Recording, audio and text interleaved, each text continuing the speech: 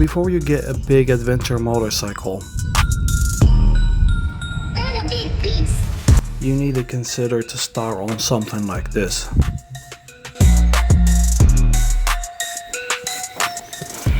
And then you move to something like this. And then you get your first street bike. And then you move to a big Harley. And you ride it for at least 10 years. And then you buy your first adventure motorcycle. Peace.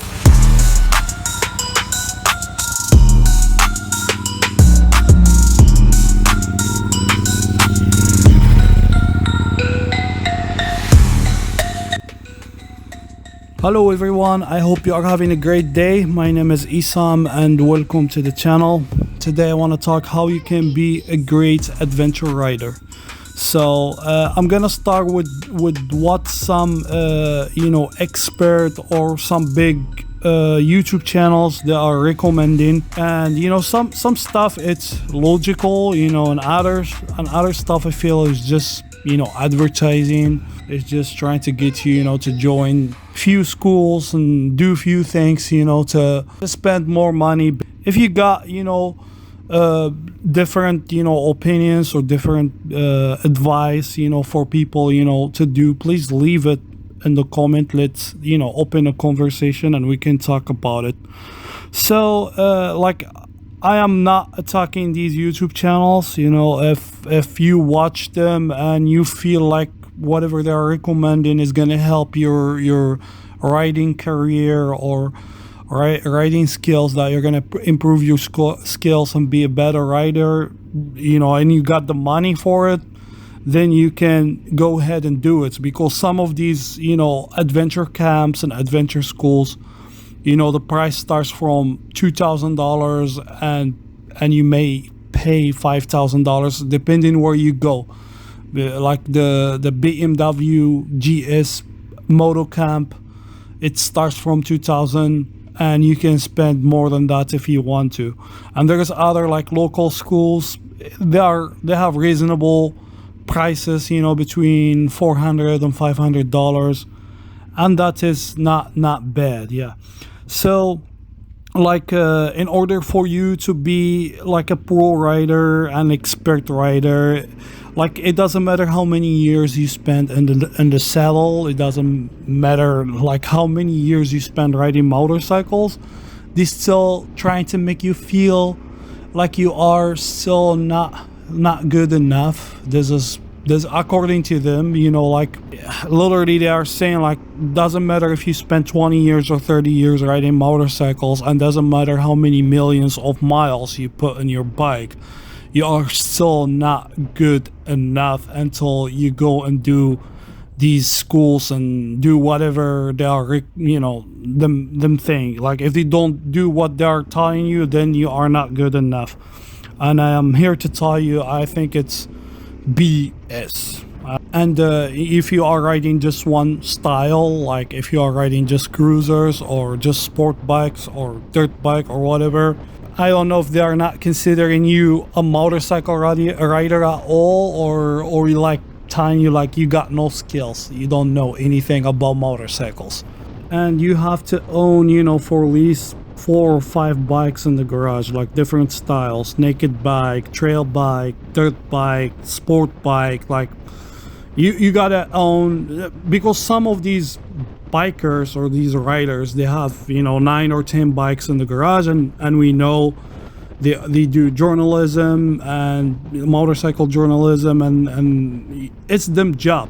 This is what they do 7 days a week. They ride motorcycles, they talk about motorcycles, so they got sponsors, they got huge support behind them to provide all these bikes and this lifestyle for them. Most people, there's millions of riders out there across the world, but the majority, they don't have access to all these bikes. They are not fortunate like these journalists or these YouTubers or whatever. They don't have access to all these bikes. Most people, that are just concerned to make it one piece back home, like they just want to go commute or ride. Some people, they just ride like a couple weeks a year to go to explore and have a good time, and they're concerned to be back home safe. Like they are not worried about going jumping from a cliff, or doing something like a Tom Cruise, Mission Impossible or something like this. You just want to go do some PDRs, explore some trails, and go to new states or new countries or whatever, and head back home.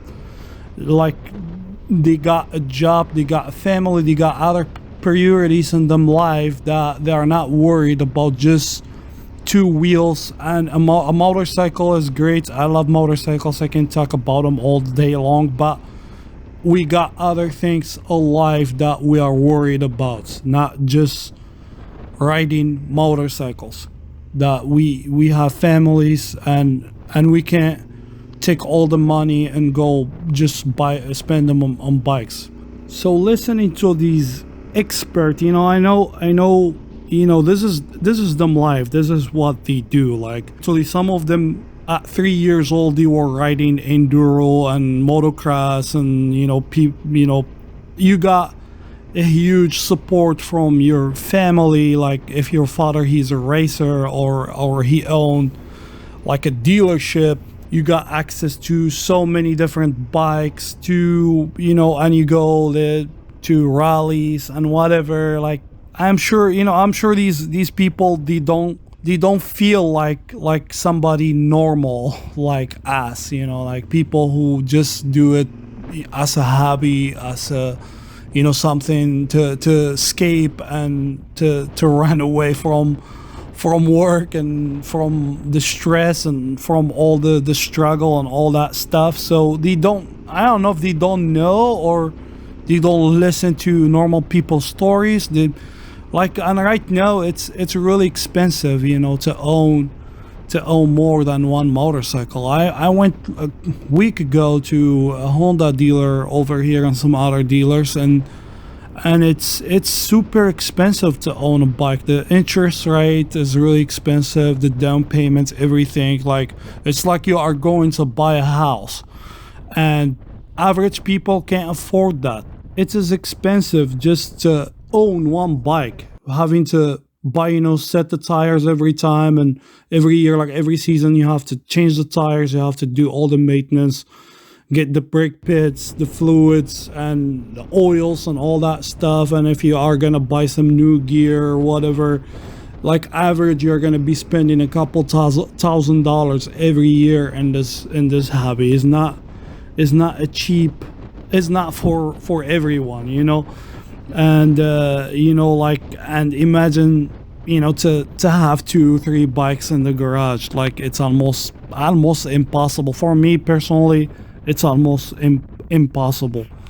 So when you say that you can't own more than one bike, of course, the expert and the big YouTube channels, they have always a solution. Is you can go to rental companies, like they will promote an app or something, or a business where you can go ride different bikes by renting them.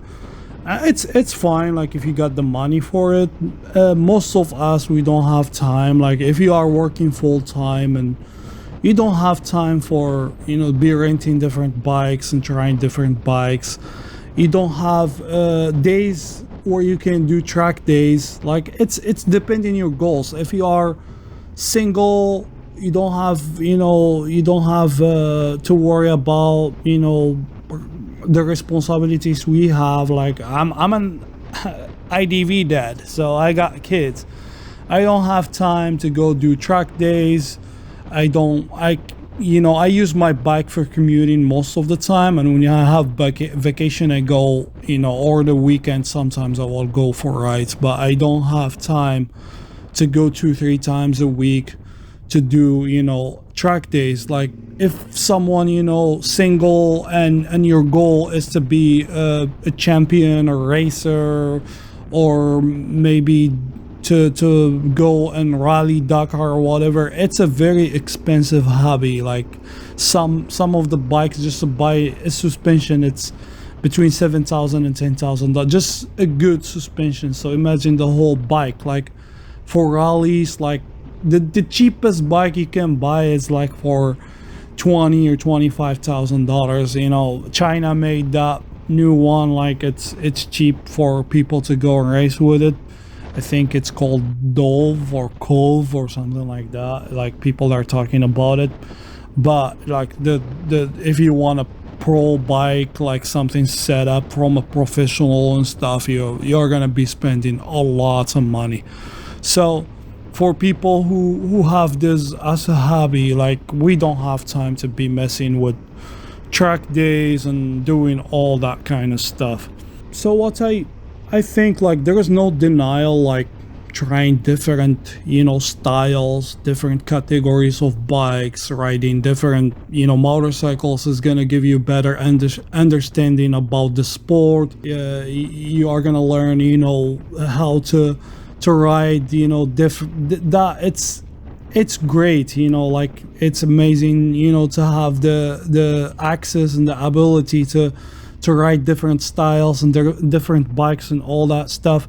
But that, you know, doesn't make you a bad rider, doesn't make you less. Like if you own only one bike or two bikes and you are riding them and you are enjoying them and you do a really good job at riding that bikes, doesn't make you any less of a rider. Like if you love what you have, if you know how to ride it and you're doing a great job and you're coming every time you go for a ride and you get back home safe, then you are doing great. So don't feel bad. Don't listen to this BS, you know, like, oh, you gotta own 10 bikes and go all these schools and blah blah blah. So I want to finish this video, you know, with a little story. And you know, as you know, I come from Africa, so, and I know so many different countries around the world, like they don't ride motorcycles like they do in the Western countries. You know, here it's a hobby, it's a toy, it's something you go and have fun. Some other countries, they're not even concerned about all this talk. They just use it for commuting and that's it. So in Africa, like, and even like Asia, South America, there is like a job. Basically it's a taxi moto or moto taxi. Like there's people that own motorcycles and it's almost like Uber. They can take you wherever you want over a bike. And there is others that they are like working as transport like goods and mail. Even here there's, you know, pizzas that are delivered, you know, with motorcycles and whatever. And so this guy, I want to talk this little story about one famous YouTuber in a country. He has a Tenere 700 and he decided to go across Africa from Morocco all the way to, you know, down South Africa. And, you know, through his journey, he went, you know, through Morocco. He done pretty good. He was just going through the highways over there. So yeah, he went through Mauritania. Mauritania is all desert, and he went through Senegal, and to across from Senegal to Kenya, there is like a really technical off-road section over there. And so he was crashing through there, and he started, you know, a day struggling over there, dropping his bike all the time, and he's getting tired. And it was like a hill climb, and the hill looks really rough. Like it's rough. That dirt looks like it's sandy a little bit, like where the bike doesn't grip pretty good. And you know, he's struggling over there, and here comes one boy. He's like 18 years old, and he is like, he does that job, moto taxi or taxi moto, whatever you want to call it. And so yeah, he offered to help this expert rider, the one he wears, you know, the most expensive gear, the most expensive everything. And you know, the boy, he has flip-flops, he has no gear, he has nothing, he has a helmet. So he jumped over this bike and he just started, you know, working his way little by little, going climbing a few little rocky sections and pushing it all the way to the top of that hill. I think they end up burning the clutch, but that guy, I'm telling you, just with flip-flops, no gear, no nothing, he feathered that bike all the way uphill, and I think he ended up spending the night in his village, and they become friends and whatever. And he basically, in his episode, he said if it wasn't for that boy, he won't ever make it like in the top of that, you know, that hill. And my question is, like, this guy, this little boy, the 18 years old, like what school did he go to?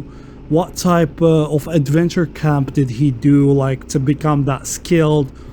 What track days that he does? Like, this is my question, like, where he come with these skills? And this is only one example. There's so many people like this I seen through my life, people getting stuck with cars and whatever, and you find someone, you know, jump in that car and he can drive it like through some harsh terrain and rough terrain. Like, I think like the best school you ever can have, it's like it's you and your motorcycle and your journey, you know, and Mother Nature.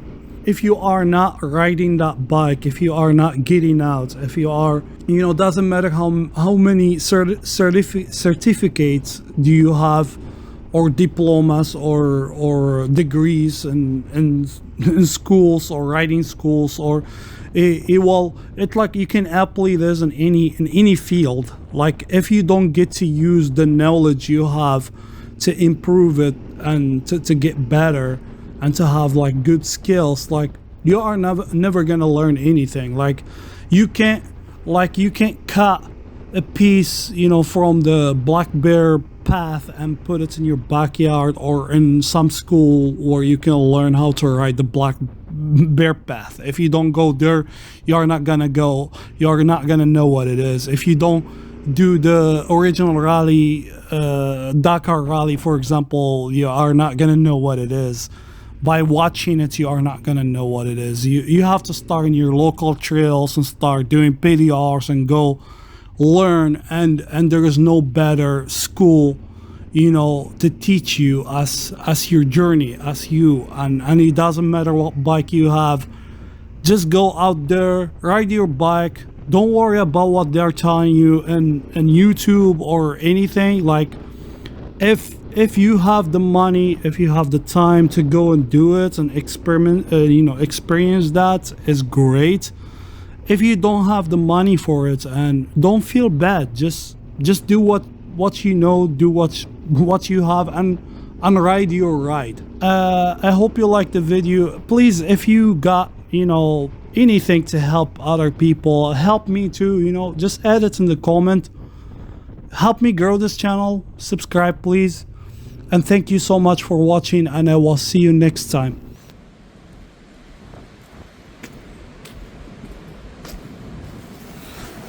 This is all I can afford.